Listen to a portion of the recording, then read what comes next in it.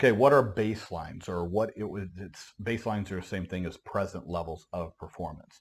Now we tend to use present levels of performance, but I'm going to use the more technical term of baselines just for the simplicity, not say present levels of performance every 5 seconds.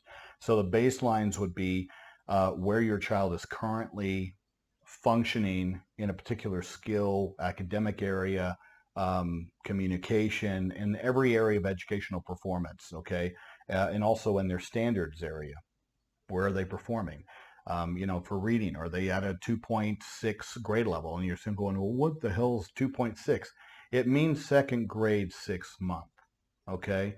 6th month into the school year of the second grade, that's what the point whatever means. Okay, so anytime you see a grade equivalency in your child's um, evaluation report, that's what that means. It's whatever the grade is, and then the month of that grade level.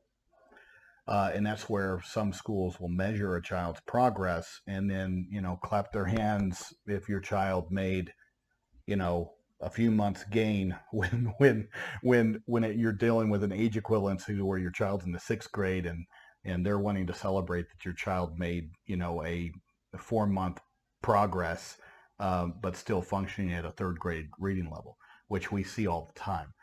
So I don't applaud things like that.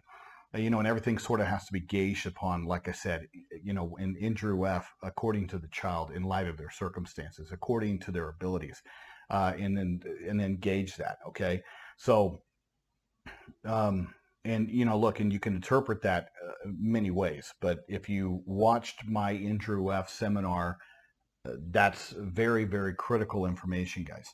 And we hope to have that available for everybody to watch that still wants to watch that Andrew F seminar that I did, where I'm breaking down and explaining the key points and how to safeguard your child's right to a free and appropriate public education by understanding what the legal parameters of Andrew F mean.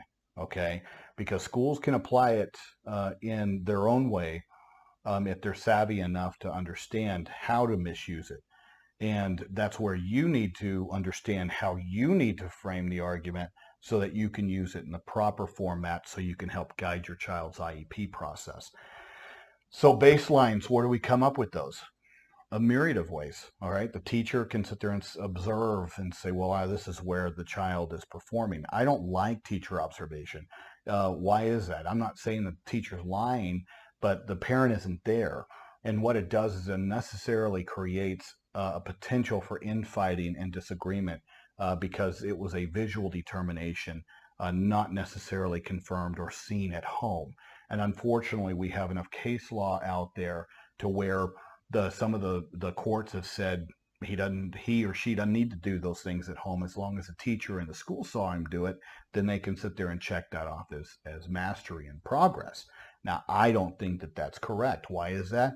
Well, I have a daughter with autism, and my daughter is a very good therapy kid, isn't very good at generalizing.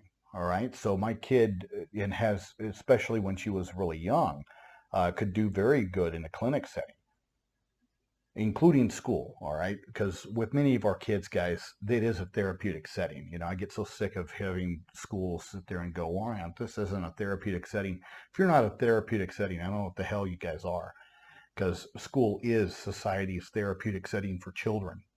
That's why we cut them off slack, and we don't sit there and arrest them for every little thing that they do, like you would if you were 30 and still picking fights, which happens. So we have this therapeutic setting for all children known as school. And for other kids, they need other things within that therapeutic setting known as school. Inside self-contained environments that look a hell of a lot like therapeutic settings. So back to what I was saying. I always get on tangents. All right. So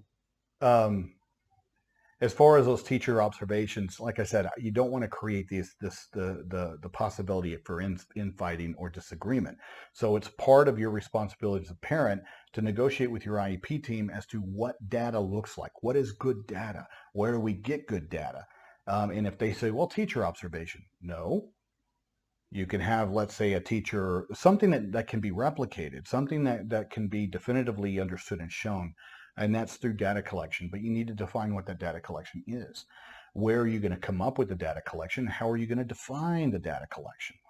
So a lot of the times that's where the reevaluation serves that purpose. Well, we can't evaluate right now, right? Because, so much of this stuff is closed and there's no in-person evaluation, and that's where we're going to get the best results. So then you have to sit there and go back and try to determine where your child's baselines were when school shut down. And yes, it may require you to think outside the box and be clever in how you're going to try to define that. Only you have your child's IEP, and only you know when the last reevaluation was. If you want to shore up, I mean, some of these states are opening up right now, and you can go get yourself a psychological evaluation now. That will help, okay? A lot of it's going to be off of your child's prior data, all right? But it also is going to be very important for you to continue to keep good notes. Guys, you've been your child's teacher during this period, by and large. And if you watched any of my videos in March, then I'm not going to feel sorry for you if you ignored my recommendations that you document. And then the other piece that I mentioned was document. Got to keep documentation. You need to keep a calendar of everything that's been going on, the communication with your child's teacher, communication with administration, what was offered, when was it offered with regards to distant learning? Were you involved in that process of decisions on individualizing this, trying to understand what technology you guys had available inside your house? How did you remedy that?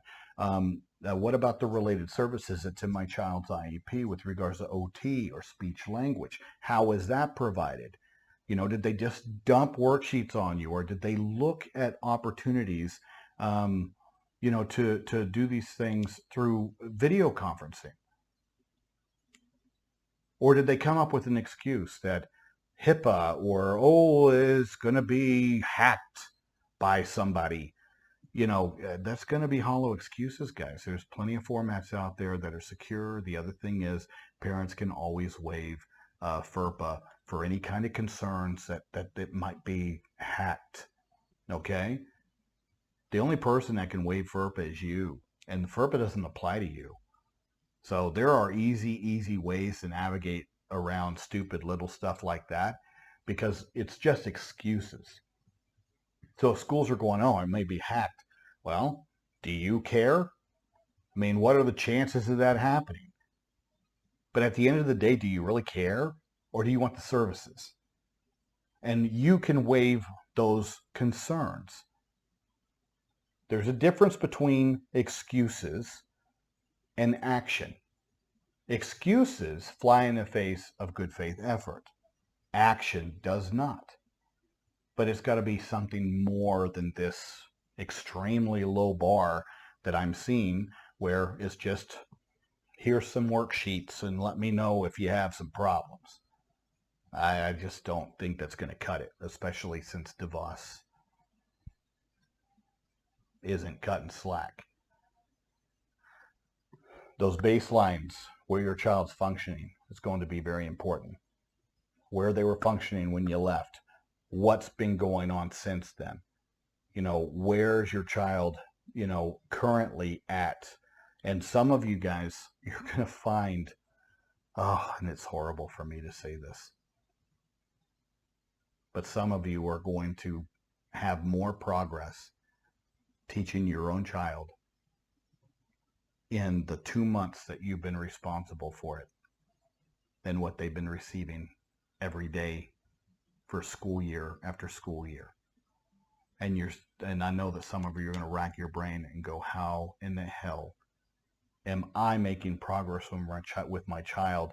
And I can see all this progress with my child, but I was banging my head up against the wall and I couldn't get them to, we couldn't achieve the progress. I have a million stories, guys, that I could share with you about this very thing. And, if I were to sit there and talk with you about what kind of condition or situation your child was in, I could probably narrow down why you're having success and why the school wasn't having success. Okay. So that's where we talk about the baseline.